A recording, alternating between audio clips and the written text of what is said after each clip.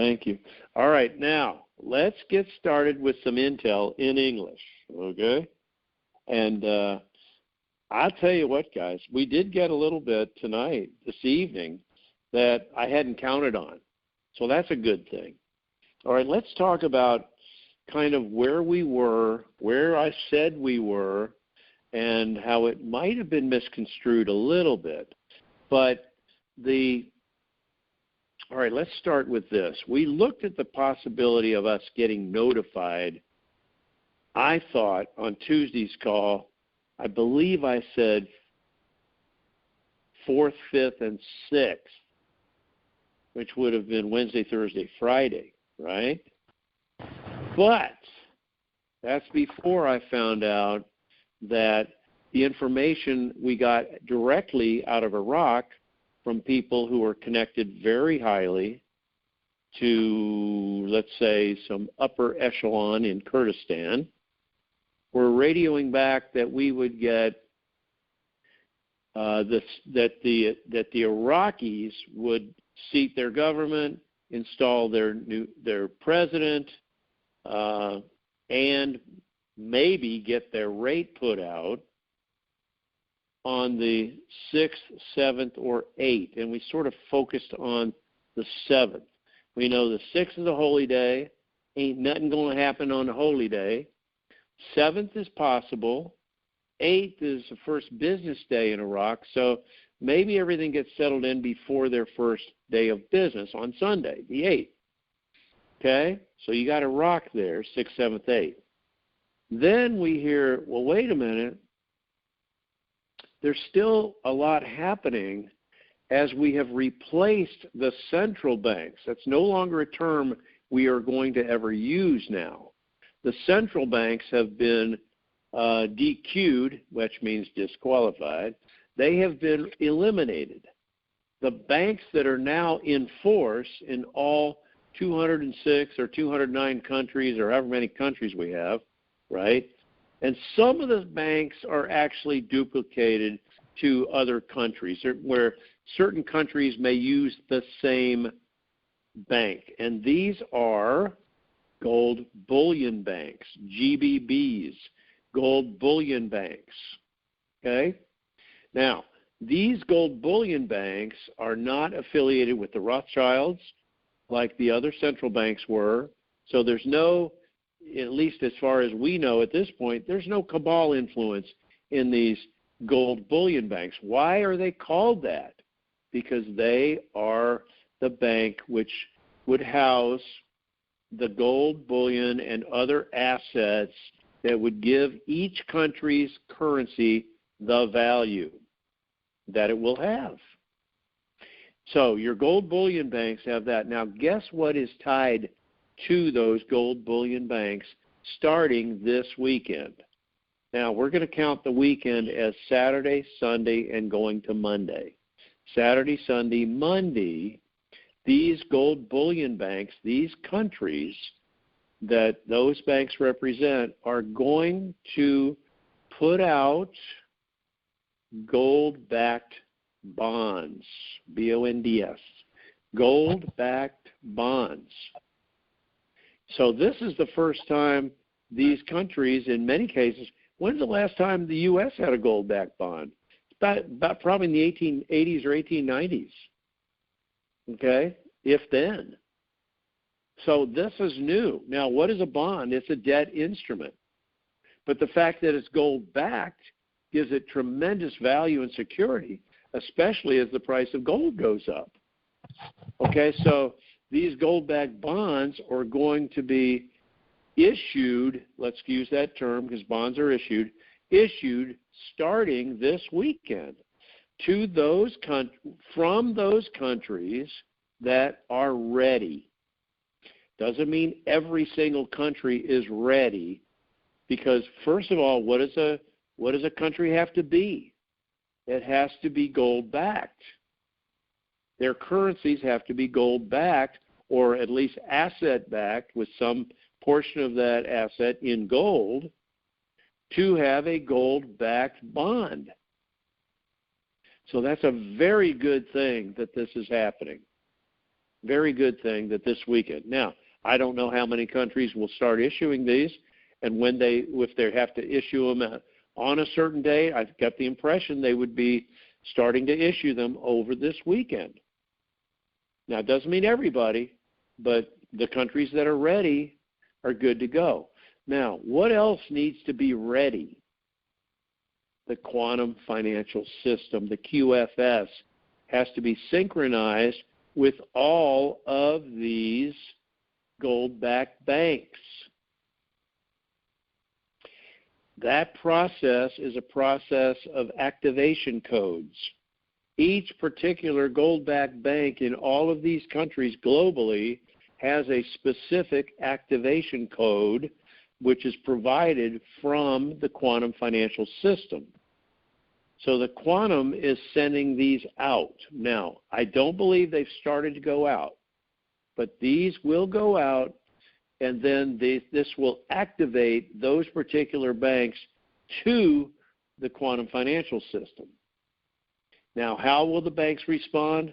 They will ping back to the quantum system from their bank computers. They will ping back, and it will be acknowledged, hey, we got it. We got it. Okay?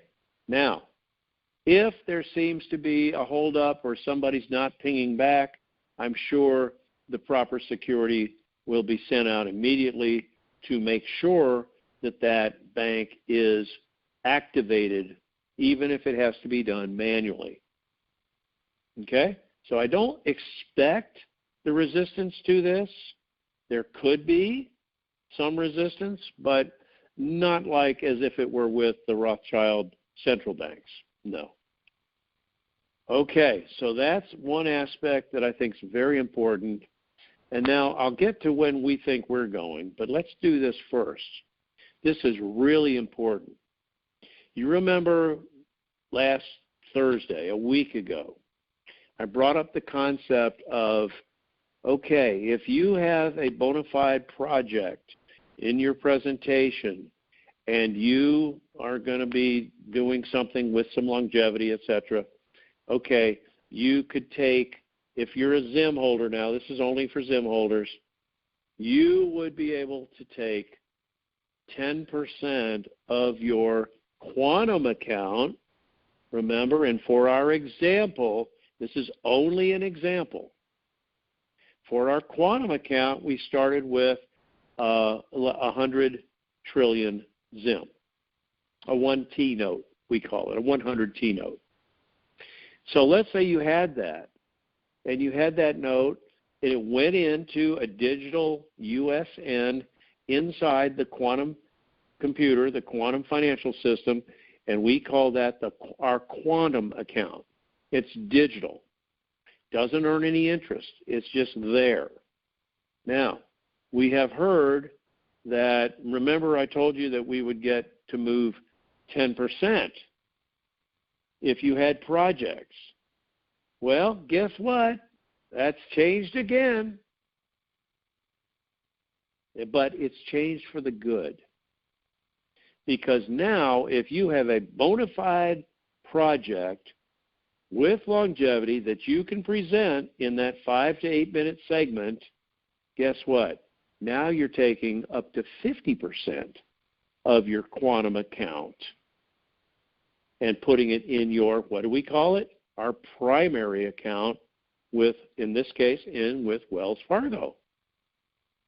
So instead of 10 trillion, which is 10% of our 100 trillion, 1/10 or 10% of it, guess what? 50% would be 50 trillion.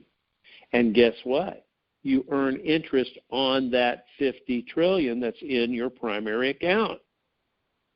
So obviously it behooves you to have your projects ready to present in a fashion where they see that you're serious about it, you're going to go the distance with it, and these are real bona fide projects that can be put into effect, right?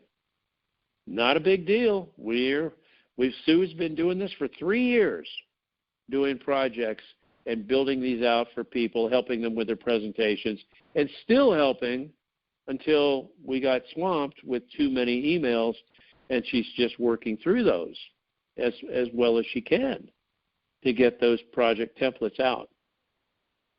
But isn't that a real bonus to get half of it? The other half is still there. It's still in your Quantum account. If you should need it later, it can be available to you.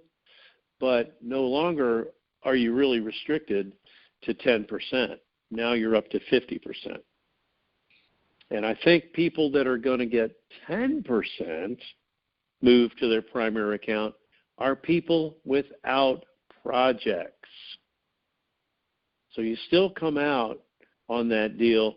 I don't know anybody with Zim that really doesn't want to do a project to help humanity, because it's way too much money for you, your family, your generations, multi-generations. It's too much. You got to do more with it. You got to do more to help the other people around you. And people, that's what we're doing with Rebuild America. We're rebuilding the country, for goodness sake. And then we're going to other countries and helping them to rebuild them. Haiti, Dominican Republic, the Bahamas, and maybe we'll do some other islands. I mean, you know, guys, there's no limit to what we can do. We're not limited. By the way, Tier 2, which are whales, remember you got Tier 1, that's governments, Tier 2 are the whales, Tier 3 are the bondholders, Tier 4 is us, Tier 4B. Tier 2 got paid, and they got access to funds already, and they paid off the national debt. And I told you guys this on Tuesday night. Tier 2 only gets access to 15% of their total. That's all they get. The rest of the 85 is donated and used for paying off the national debt, which is done. That's chump change, really. And to, what was it? And it's not the $27.5 trillion or whatever we thought it was. It's more like 60-some trillion, really. So they paid that off, and then the rest goes to the Treasury for NESARA.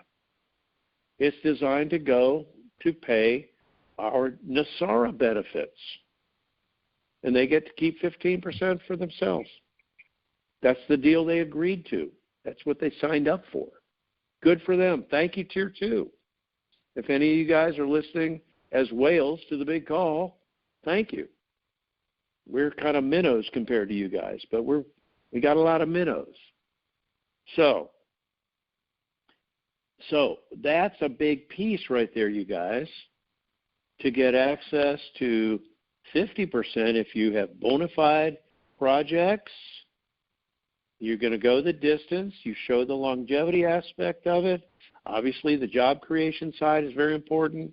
All of these things we've talked about are going to grant you a better deal. Now, I think that's amazing, and I couldn't believe I didn't get that until after like 5 o'clock, 6 o'clock this evening. But it's a big deal. All right, so what else did we get about our timing? This is the deal I got to tell you. The quantum financial system, the QFS, is designed with algorithms. Obviously, I told you it was going to get out at the right time. It was going to put out those activation codes to the banks, the gold bullion banks, globally, all around the globe, right? We're talking 206, 209 countries. Some countries share a gold bullion bank because they're on the same currency, okay? And so that'll happen for some of them as well. But the point is that the quantum financial system has got that. It's handling. It's taking back the pings. Now, I'm sure we've got people monitoring it, watching it, keeping up with it, but this is something where once that happens and we get those back and everybody's in, ollie income free, they all come in, then the quantum begins to put out the information to take care of 8,600 events. Could be individual events, it could be arrests, it could be the start of our notifications for us, it could be NESARA getting cranked up. It could be any number of factors that we're looking forward to after they get those pings back from all of these gold bullion banks. Now, the latest thing that I've gotten this afternoon on our timing is pointing to, and this is exactly how it was worded, for those of us in Tier 4 and 4B to get notified and get started the middle of next week. The middle of next week. So that would be the 10th, 11th, 12th, I believe, is Tuesday, Wednesday, Thursday. That's the sweet spot. If that information holds up, and I have to qualify it because this moving target has things, but I believe we have a better understanding of what has to occur now before the middle of next week. Now look, if these countries that are going to be putting out or issuing gold-backed bonds, okay, if they're going to start Saturday, Sunday, and go Monday, oh, and by the way, bondholders in Tier 3 are supposed to be notified Monday with emails, giving them access to funds on Tuesday. It makes Tuesday or Wednesday looking pretty good for us to get started with our notifications. We may not be an exact shotgun start, but I believe we're going to be close. Still don't have any word yet on the intermediary groups like fines and penalties, adjudicated settlements, CMKX,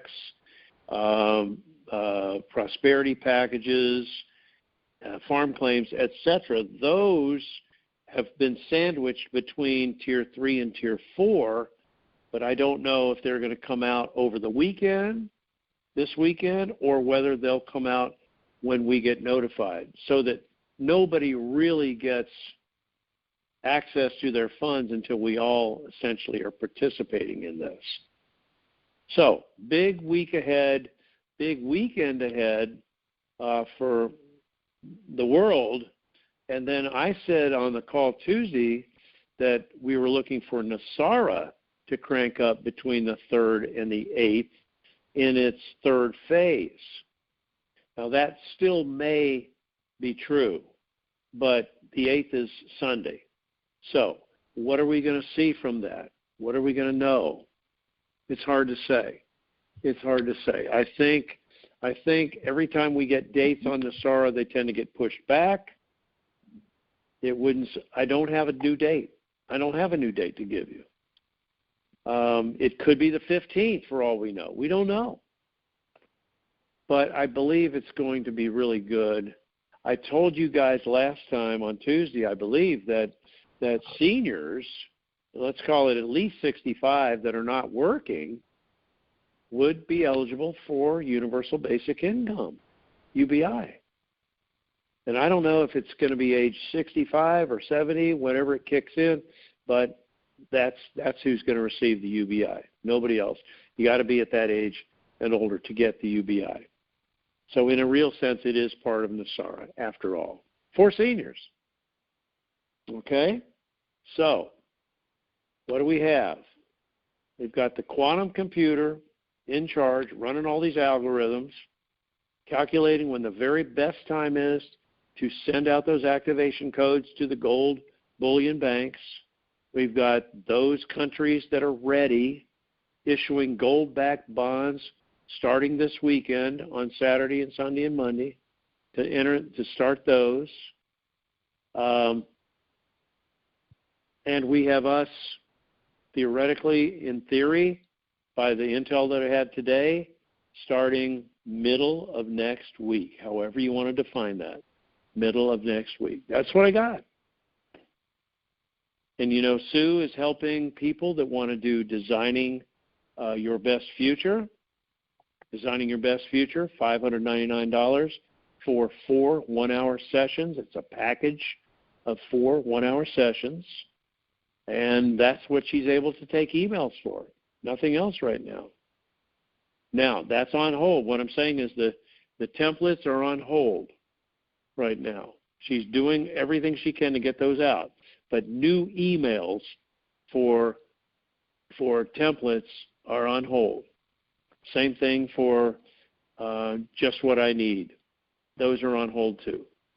But she's doing the best she can, and she'll get those out. She'll knock these out. But it takes time, and she's very methodical about how she's doing it and getting those emails out to everybody. So that's what I wanted to share tonight. I appreciate everybody. Thank you, Sue and Bob, and everybody that's contributing to the big call.